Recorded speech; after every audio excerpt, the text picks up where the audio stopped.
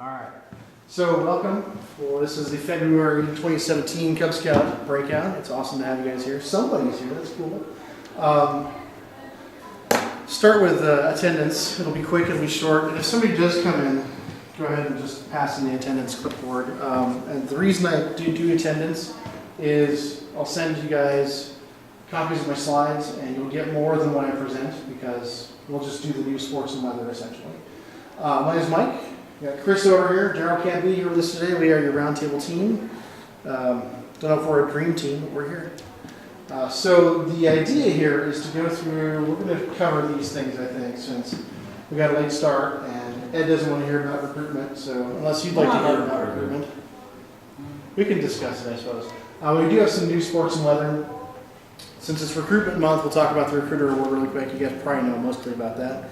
And District Award of Merit, we're going to have some nominations deadlines coming up, so I want to present that, as well as the April Point of the Scout Law and the theme. And if you guys want to hear it, we can go through the spring recruitment presentation. So unless you've been living under a rock, you've probably heard that there is some breaking news. National Council has changed their registration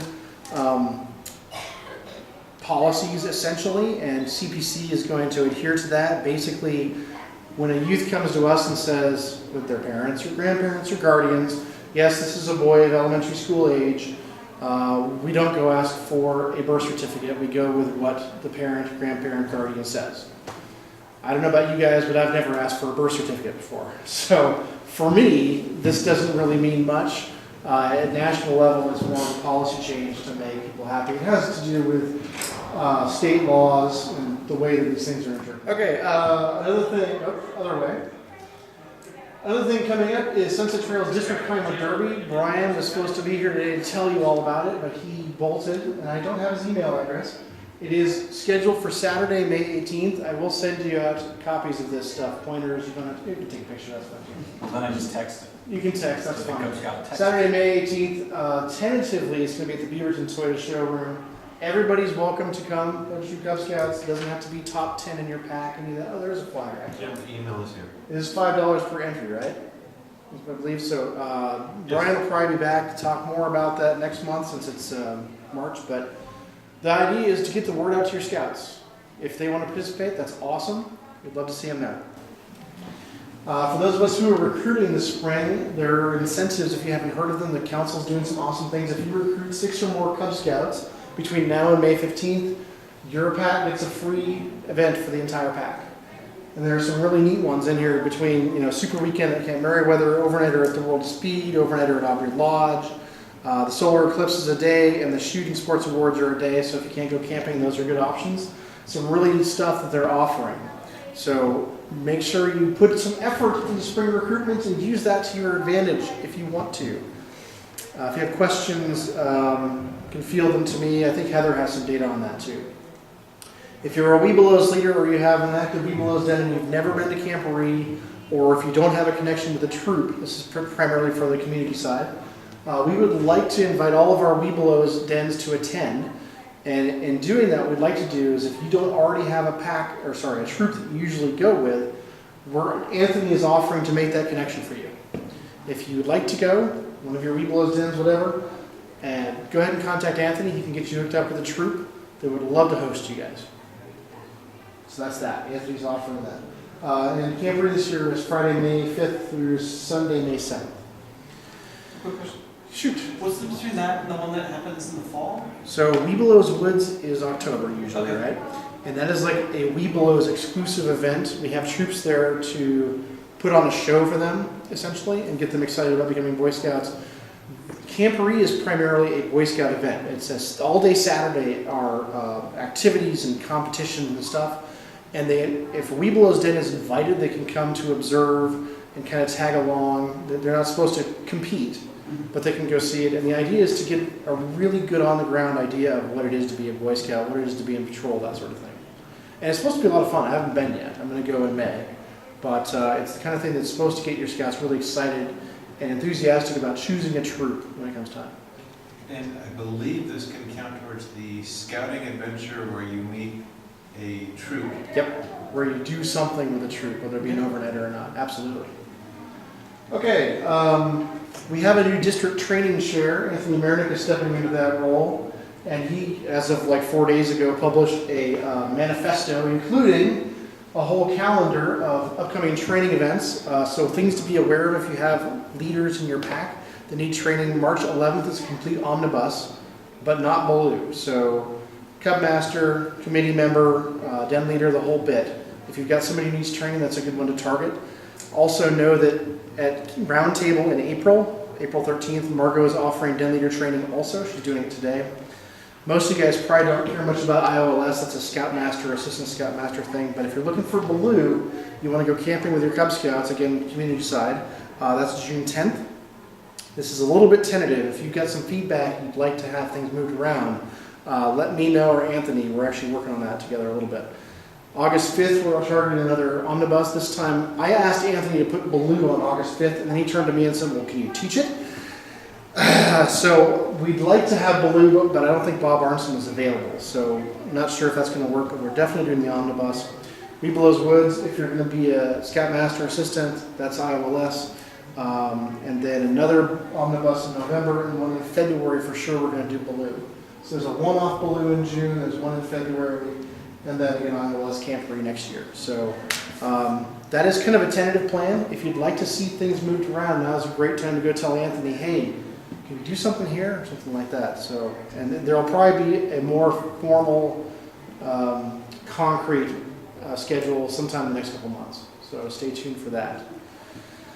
Cub Scout Shootout's coming up Saturday, May 20th. It's going to be awesome. Very, very similar to last year. 2 sessions, 10 a.m. We're basically opening the ranges to 1 and then 1:30 to 4. So the idea is to keep a balance on the volume of humanity that's out there waiting to use the archery range, BB gun range. It is Camp Ireland. There is this year, the first time, there is going to be an event also at Camp Lewis up in Battleground, so be aware there's kind of parallel events the same day, same time. In fact, it's the same flyer. The cost is the same. Again, the early bird registration is a little bit more cost effective. All Cub Scouts are welcome. We're again doing Bring a Friend for free, so long as that friend is going to be eligible to join Cub Scouts or some scouting program at some point. So if a Cub Scout brings his older sister and she's 14, okay, sure, bring a friend, that works because she could join a venture crew. We'll have venture crews out there to do that kind of stuff. Bringing a 5-year-old sister is a little different story. So we're trying to clarify that. So that's going to be coming up. That's awesome. And I happen to actually be your contact for that if you'd like more information about the Ireland event. We're going to have all kinds of stuff. BB gun ranges, archery ranges, slingshot, water bottle rockets, ping pongs. I forgot to add rubber band shooters. We're going to have a Gaga Ball tournament. We have a portable Gaga Ball pit. It's going to be awesome. Scout Shop will be there. We have our Jamboree troops selling concessions, so there will be food available this year. Last year we had a problem with people not bringing you lunch and not realizing. So we're going to have food. It's going to be great. Did you get that, Ed? No. Try again? Yeah, because I'm texting him as you're talking. So. That's called live streaming. It's a lot of fun. This was 2 years ago, the first time we did it, and I really, it's one of the reasons I volunteered to be involved is I think it's a great event. So I hope that you can spread the word on that. And I've mentioned Wood Badge a few times, almost every month. There are 2 sessions. If you've never been, you should consider it. There's 2 contacts, more information online. If you don't know what Wood Badge is, there's a slide. I invite you to download the link, the slides tonight when I send you the link, and read through this. If you're curious about Wood Badge, you're not sure if you want to go or not, there's an event this Saturday called A Night for Wood Badge, a night of Wood Badge. It could be a night for Wood Badge, and it is absolutely fantastic. It includes dinner and dessert, $15 per person. It's just over in Tiger, and it is, I went last year, and it is absolutely uproariously fun. It is totally fun. If you have questions, you want to know more about it, you could ask me. There's also Cheryl Shake as your official contact. You can register beforehand or you can pay at the door. Either way. And this is for anybody who's interested in going to Wood Badge, is curious what it's all about. If you've been 10 years ago, come back and embrace your inner critter. There's also a flyer. Okay, and this is for Paul. Everyone say hi, Paul. Hi, Paul. This is one of my Wood Badge goals from last August. We are releasing this month a Cub Scout Pack Leader Exchange program. I've teased this a couple months, for 3 or 4 months ago, and this is really fun. It comes down to, I was telling Ed about this, I had this experience about a year ago of a different scouter come to my pack meeting, and we kind of exchanged ideas. It was really neat to have him there, just as a kind of I want to go see how you do things. So what we've set up is a spreadsheet online. I will send you a link. I don't think I have it on the page here. Oh, I will have it in just a second. The idea is if you're willing to have somebody come to your pack meeting or your committee meeting or maybe even your den meeting, just put your information down. All we're looking for is what type of meeting, what day, who are you, and what's your email address. And then if somebody else wants to come to your meeting, they can email you and say, hey, Ed, I'd love to come to your pack meeting. Is that okay? And Ed says, sure. Here's the date, or the time, and the location. That way we keep everybody safe, everybody's cool, but then we know the dates and stuff like that. So the idea is to just grow our community, to exchange ideas. So for now we have at least a couple. Rob Fryer from Pack 641 invites you to his Blue and Gold Banquet on Tuesday, February 21st, as well as, and I wish I could go to this one, his pack meeting Tuesday, March 14th is Joke Night. All the scouts get up and tell all their jokes. It sounds hilarious. So Rob is your contact. If you'd like to go, just send him an email. From Pack 207, Phil is welcoming you to his Blue and Gold Banquet. It happens to be tomorrow. So if you don't have any, plans tomorrow for dinner, you can go to Philip's Blue and Gold and then go to Anetta Woodbed's the day after. I'm just setting up dinners for you guys, right? That will also be his last night as Cubmaster. Really? And Oh, wow. Moving on to Boy Scouts. Nice. Oh, they're doing crossover. Yes. Nice. That's another great reason to go, is there's going to be a crossover. So see that. Well, then if you take them by the $10 Applebee's tickets, you can have breakfast Saturday There you morning. go. So. And if that's not enough, you're welcome to come to one of my committee meetings or pack meetings. I got a committee meeting next Tuesday if you'd like to come and see me try to wrangle a bunch of adults. Our Blue and Gold is Tuesday, February 28th. I'll make this pitch. Our theme is Star Wars. And it's not going to be lame, I guarantee you. And then our pack meeting Tuesday, March 28th also involves a crossover. So I am your contact there. This is a pointer to the spreadsheet on the Google Drive. That gives you the information, and if you want, you could just go ahead and add yours there. I'm trying to make them in order of events, as in the date. Like the top one is going to be the most recent, and towards the bottom will be further out. You got that, Ed? Mm-hmm. All right. Any questions, or can I go to our feature presentation? Back to this. Okay. Recruiter Strip, if we're getting into recruitment, Recruiter Strip is a great one if you're not familiar with it. Designed to recognize our youth leaders for recruiting a friend into scouting. Every single registered Cub Scout, from Lion all the way to Arrow of Light, is eligible to earn this. One can be awarded essentially as a Cub Scout, and then when they bridge into Boy Scouts, they tend to sort of leave that on their Cub Scout uniform, and they can earn another one in Boy Scouts by recruiting another friend, and on into venturing, and that sort of thing. But if they recruit 4 friends as a Cub Scout, you don't wear 4 stacked up. That's not how it works. And it is a very rectangular strip worn right below the Scout's right pocket. Here's the kicker. There are no official rules, national, local council, whatever. You as a unit should make the rules. You can go down to the Scout shop and buy a stack of these. You can buy them in bulk. They'll give them to you all day long. So my recommendation for you is, as a unit, to figure out what your rules are, how you're going to decide whether or not a Scout has earned this. Do they earn it if they invite and recruit their cousin? If that's okay, how about their sibling? Right? So where does that line draw? And there's no wrong answer. You can have it be whatever you want. Just make sure you have a policy, because somebody might come along, well, why did his son get it? You just had his younger son, whatever. Use it to your advantage every time you do a recruitment event. Before that, get those scouts up there that have a recruiter strip and make a big deal out of it, and talk about how awesome it is. I call them my recruitment team, when I get up and try to get my scouts jazzed up. So, make sense? Cool. All right. District Board of Merit, I think most of you probably know what this is. It's, since we as adult leaders can't earn the recruiter strip, I thought I'd talk about this one. Usually in the district, we have District Board of Merit nominations due around March or June timeframe. Last year it went all the way to July, I think it was. And the idea from this award is to recognize adult leaders who render outstanding service to the Scouts in our district. It's presented, the number that we can present is based on how many units we have registered. So we have 128 units. I think that comes down to 5. We can give out 5. We don't have to give out all 5.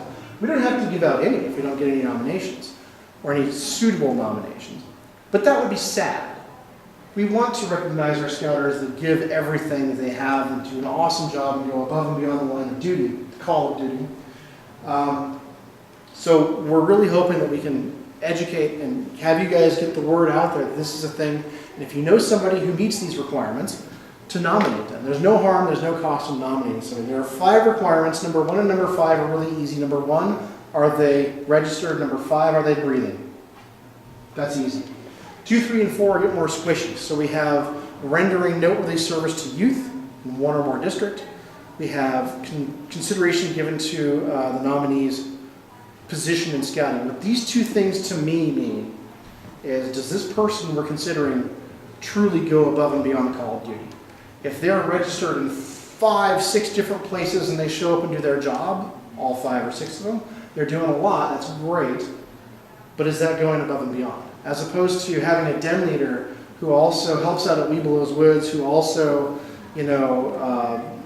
does stuff with fundraising, all kinds of stuff. If the person really does go above and beyond, that's where we start to say, okay, right, that makes sense. Number 4 is basically the Scouter hasn't gone rogue. That's the way I look at that. And I'll give you an example. We awarded a Scouter in this district this award about 2.5 years ago. And her role in scouting at the district was as a Weebelow's den leader for 15 years. And we looked at that and said, absolutely. And you think about week after week, month after month, she's seeing a very narrow band of Scouts, and they come through. She's in the LDS side of things. But the number of people that she's impacted, their lives over those 15 years is huge. And she does a great job. And we said, absolutely. The volume of impact is huge. So think of it that way too. It's not necessarily somebody who exists at the district council level and has a huge impact wide. It could be a very narrow but deep impact as well. All right. It is February. We're looking forward to March. March's point of the Scout Law is loyal. Loyal is a good one. True to your family, friends, Scout leaders, school, nation. I want to push you to a reference that I like, boyscouttrail.com. If you're looking for a Cub Masters Minute, a den leader's moment, whatever you call it, some way to tie that into your meetings, go there and take a look at what they say about loyal. And this is, all of them are there, all 12 points of the Scout Law, actually. I just wanted to kind of get through this as quick as I could. Loyal's a really tangible one for our Scouts. Even our younger Scouts can understand what loyal is. And the theme from National Council is our national treasures. And there are lots of national treasures that we have here in our country, both natural and man-made. And there are a lot of neat things in the PAC meeting resource guide this month. There's a game, there's a whole bunch of stuff at the end with pictures. I think it's a matching game sort of thing. It's all about understanding the importance of what we have here. It's kind of cool. So I invite you to take a look. That PAC meeting resource guide is on the Google Drive. Go ahead and download that, take a look, see what you think. If you're into the themes, great. If not, not a big deal. So that is my news, sports, and weather. Hi everybody, this is Mike with a quick postscript. Please feel free to click on the top left video you see here for Heather's fall recruitment video back in August of 2016. On the top right, you'll see part 2 of this presentation where we talk about spring recruitment. On the bottom left, you'll see a video about our annual planning discussion back in January of 2016. And then on the bottom right, you can watch our welcoming new families to your PAC video. It's all good stuff. Thanks for listening.